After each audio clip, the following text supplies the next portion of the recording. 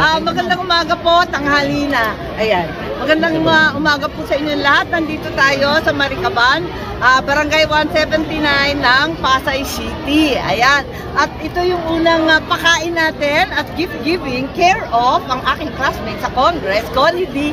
And higit sa lahat, ang kinaladkad na mayor at kumayag naman, bonggang to kaya ko, Emmy Calixto Rubiano. Ayan. Andito rin si Congressman Tony Calixto at happy po ako mga punta sa Pasay dahil ito yung mga pinapasyalan namin ng bata ako. Yung nanay ko, pag naiinip na sa pagiging kabatas dyan sa Cultural Center, dito pupunta, tapos guguluhin yung mga tao, papakainin, ilalaro yung mga bata. Kaya parang nagbabalik tanaw lamang ako dito. At syempre, walang katapusan ang pagpapasalamat ng kapitan dito, ni Kapitan Evan Basilio, pagkat naaalala pa rin nila yung pamimigay ng titulo ng NAIA noon. Nanggaling na po kami sa 2,000 na beneficiaries ng pag-aayuda dyan sa Zamora, kung saan yung ating mga BHW, yung mga nangangailangan na TODA, yung ating mga problematic na PWD, pinabigyan rin natin ng konting tulong. Ayun. So, yun ang ginawa natin sa Pasay sa umagang to. Dahil last 2 minutes na lamang ng budget, alam naman ninyo ang gobyerno, pag may natitira pang pera, ibabalik sa tesorero.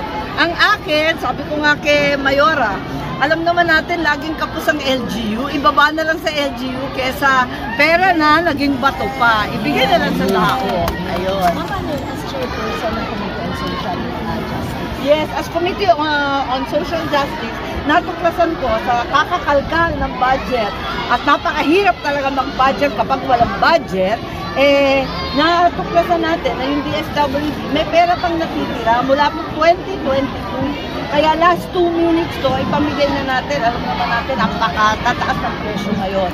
So, yun. Kung kasama sa dapat bigyan ng mga pagbayan natin na apekto ng linggo. Yes. Yun ang ating tinatapos dahil palawak ng palawak yung mga listahan ng biktima. Tinatapos lamang yung listahan pagkat alam naman natin laging kulang ang naaabutan. Kaya yun ang tinatapos sa ngayon at hahabulin natin bago magpasko. Yes, titignan ko po dahil mukhang matindi, no? At maraming kaganapan sa Mindanao na kailangan na-investiga. Ito ang nangyari, yung MSU sa Marawi, may lindol na, may bomba pa. Pambihira naman, ano ba naman ito? Kailangan talaga magdasal at kakaiba na itong mga pangyayari sa mundo.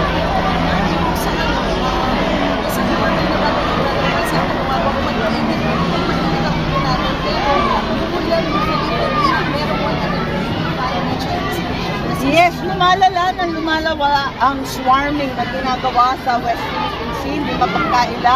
Parami ng parami itong mga gray zone tactics na sinasabi at talagang hindi nakakatuwa itong mga pangyayari. Parang hindi pa sapat ang gera sa mundo, magpapasko na.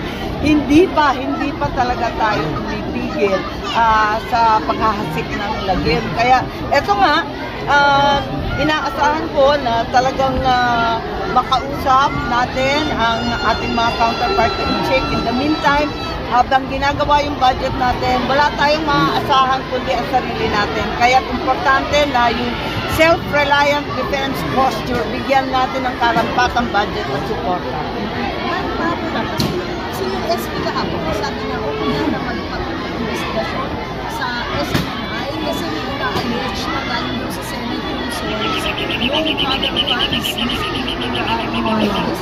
yung dapat i-observe ang inter-parliamentary policy o sige, bahala na sila. Well, ang totoo, hindi ko alam kung saan nagmula talaga yung source na yon. Pero sigurado ako na sa lalong madaling panahon, matutuklasan at kung talagang Senado, talagang may mananagot. At eto nga, yung explosion natin dyan sa MSU ay napakalungkot. Sana hindi naman maulit yung karumal-dumal na Siege of Marawi. Ang pinagdududahan, yung Dawla Islamia, yung Maute Group, yung sub-leader alias Lando, mukhang yun ang tinutumbok. At baka naman ito ay paghihiganti dun sa nangyari 2 araw makalipas sa Datu Hoffer sa Maguindanao. At yung ating AFP nakipagsagupaan at 11 na DI o Dawla Islamiyah ang namatay. So, eto nga, inaasahan natin na sana matapos na rin ito at huwag nagbabalikan ng paghihiganti at pag-iinkwento. Security kasi hindi ka ang Pasko, parang pinakabi talaga yung mga lalaki. Tapos medyo nagbibis na kayo kung saan. Oo nga. Hindi ko naisip yun. Opo, pero talaga naman na napaka-brutal itong mga gumawa nito. Isipin nyo, misa pa yun, nasa kapilya, hindi man lang naawa sa mga inosenteng nagdarasal. Hindi naman tama yata yan. At kung gagawin nila yan sa isang simbahan, gagawin nila miski saan. Kaya mag-ingat tayo sa lahat ng lugar. Isa pa ma'am, gusto kayo yung pneumonia, yeah, walking pneumonia. Oo nga, nagugulat nga tayo bakit may walking pneumonia dyan sa Senate. Biglang umusbong na naman yung COVID-19. Kaya't eto nga, kailangan talaga mag-ingat dahil pulong-pulong tayo, nagkakaisa tayo at panay ang pagtitipon dahil Pasko na nga. Pero sa kabila nun, dapat mag-ingat pa rin. So, balik face mask muna sa crowded areas. Ako yung bad example. Ano naman, bukod din sa face mask, anong dapat na ibalik natin sa mga airport? Palagay ko, ibalik na rin ulit yung paghuhugas ng kamay, na yung alcohol na paulit-ulit, at yung magpapahinga kapag alanganin na yung pakiramdam. Dapat huminahon muna tayo dahil medyo kalat na kalat yung mga nagkakasakit ngayon. Andito si Mayora, mas expert ang LGU sa mga ganyan. Kung hindi ka mag-slow down, kasi nakauso sa ay, mag-slow down. Nakakatamad mag-slow down. baka maalala ang edad ko na. Ayun. Salamat guys.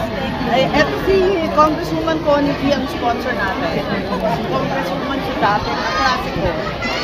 Oo, sa Congress. So, nagbibigay na ng gifts si Super Ate Senator Aaron Marcos para sa mga carolers.